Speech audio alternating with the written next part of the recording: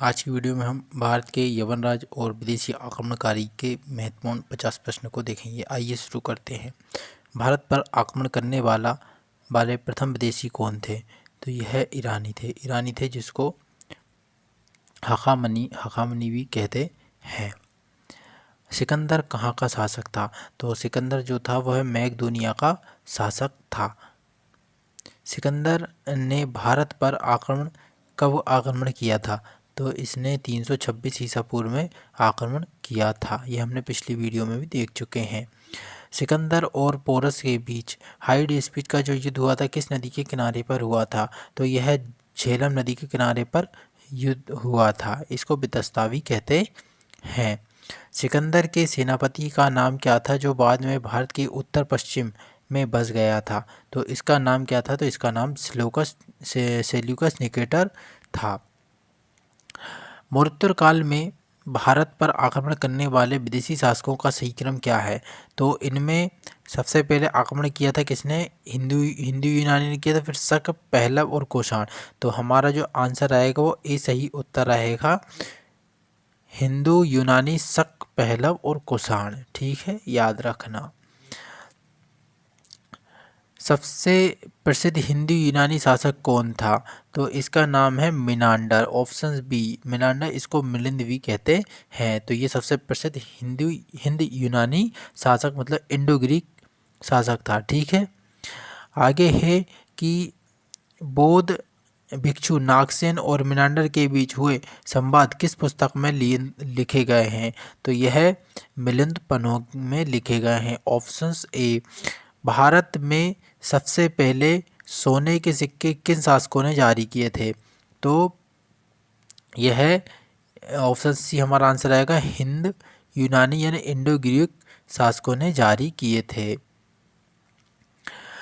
भारत में Hellenistic art का आगमन किसके द्वारा हुआ था? तो यह ऑप्शन सी यूनानियों द्वारा हुआ था। शकों की कितनी शाखाएं थीं जो भारत और अफगानिस्तान में फैली थीं? तो कितनी शाखाएं थीं? 5 शाखाएं थीं। ऑप्शन सी हमारा आंसर सही उत्तर रहेगा। रुद्रदामन प्रथम किस वंश का सबसे प्रतापी शासक था? तो यह शक वंश का सबसे प्रतापी शासक था। और किस शाखा से? तो कार्दमिक शाखा से संबंधित था। अगला क्वेश्चन है कि गिरनार और जूनागढ़ अभिलेख किस भाषा में उत्कीर्ण पहला सबसे बड़ा अभिलेख है? तो यह गिरनार जो जूनागढ़ का अभिलेख है यह किस भाषा में? तो यह संस्कृत भाषा में अभिलेखित है। ऑप्शन बी हमारा आंसर सही उत्तर रहेगा। सुदर्शन झील का जीर्णोद्धार किस शासक ने करवाया था? तो ऑप्शन बी रुद्रदामन ने करवाया था। रुद्रदामन प्रथम ने करवाया था। विक्रम संवत की शुरुआत किस वर्ष हुई थी? तो यह 58 ईसा पूर्व में हुई थी। ऑप्शन बी हमारा सही उत्तर रहेगा। पहलव वंश का सबसे प्रसिद्ध राजा कौन था? तो ये कौन था? ऑप्शन ए गोंडोफर्निस था। यह पहला वंश का सबसे प्रतापी राजा था। ठीक है, अगला क्वेश्चन है कि सेंट थॉमस ईसाई धर्म का प्रचार करने किसके शासनकाल में भारत आया था? तो यह गोंडोफर्निस के शासनकाल में भारत आया था। कुषाण वंश का संस्थापक कौन था? तो यह कुजुल कड़फिसेस था। ऑप्शन ए हमारा सही उत्तर रहेगा, कुजुल कड़फिसेस।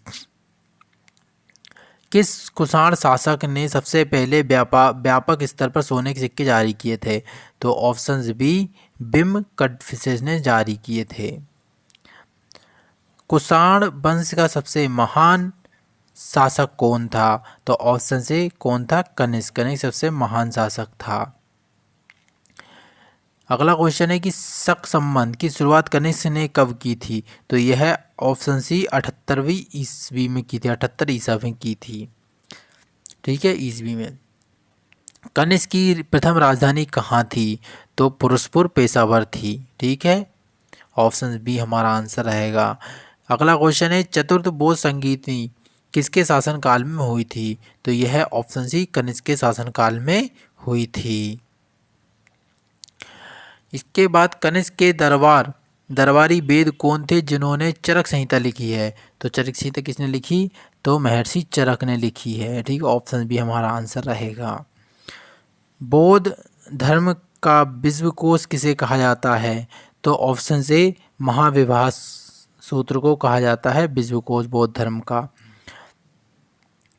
अश्वघोष कनिष्क के दरबार में क्या थे? तो ऑप्शन बी क्या थे? ये राजकवि थे। अश्वघोष क्या थे? तो राजकवि थे। भारत का आइंस्टीन किसे कहा जाता है? तो ऑप्शन बी किसको? नागार्जुन को कहा जाता है। मोस्ट इम्पोर्टेंट क्वेश्चन है ये। अगला क्वेश्चन है कि गांधार शैली और मथुरा शैली का विकास किसके समय में हुआ था? तो ये कुषाणों के समय में हुआ था। ऑप्शन सी हमारा सही उत्तर रहेगा।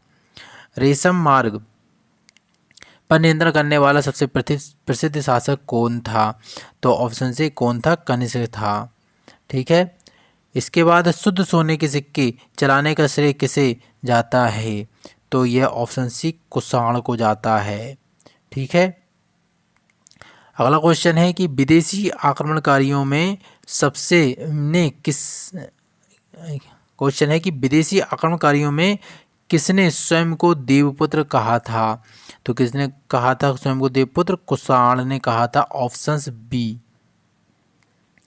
किस यूनानी राजदूत ने बेस नगर विदिशा में गरुड़ स्तंभ की स्थापित किया था? तो ये किसने? ऑप्शन बी हेलियोडोरस ने किया था। ऑप्शन बी हमारा सही उत्तर रहेगा। मेनांडर ने किस धर्म को अपनाया था?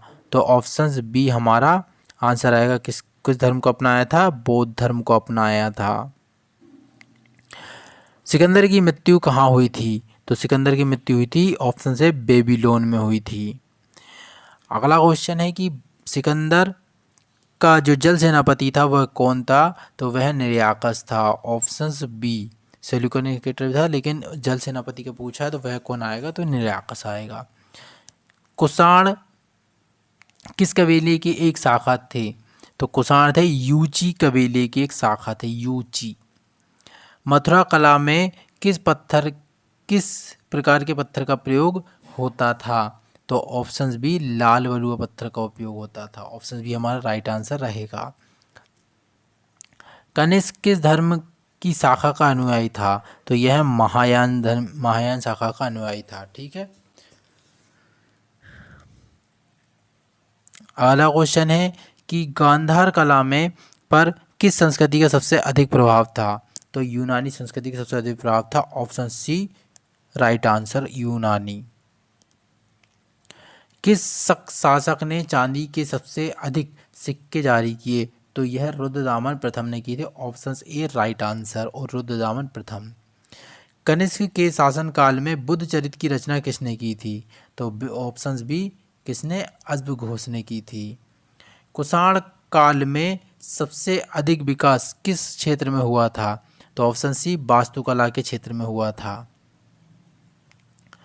ईरानी आक्रमण के प्रभाव स्वरूप भारत के उत्तर पश्चिम में कौन सी लिपि प्रचलित थी? तो ऑप्शन बी खरोष्टी लिपि प्रचलित थी।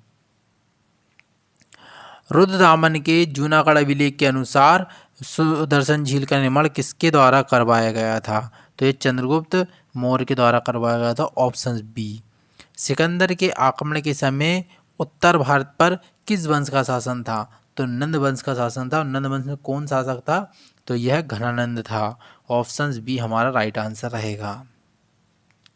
हिंद यूनानी ने सिक्का निर्माण की कौन सी तकनीक भारत को दी? तो यह ढलाई तकनीक। ऑप्शन से ढलाई तकनीक भारत को दी। रुद्रदामन प्रथम का संबंध किस क्षेत्र से था? तो यह उज्जैन और सौराष्ट्र क्षेत्र से था। ऑप्शन बी हमारा राइट आंसर रहेगा। कनिष्क की दूसरी राजधानी कौन सी थी? तो दूसरी राजधानी इसकी कौन थी? मथुरा। ऑप्शन बी हमारा राइट आंसर रहेगा। पहलव शासकों का मूल स्थान कहाँ था? तो ईरान था। ईरान का पार्थिया। Option B. कनिष्क की मृत्यु के बाद कुषाण साम्राज्य का अंतिम महत्वपूर्ण शासक कौन था? तो यह वासुदेव था। ठीक है।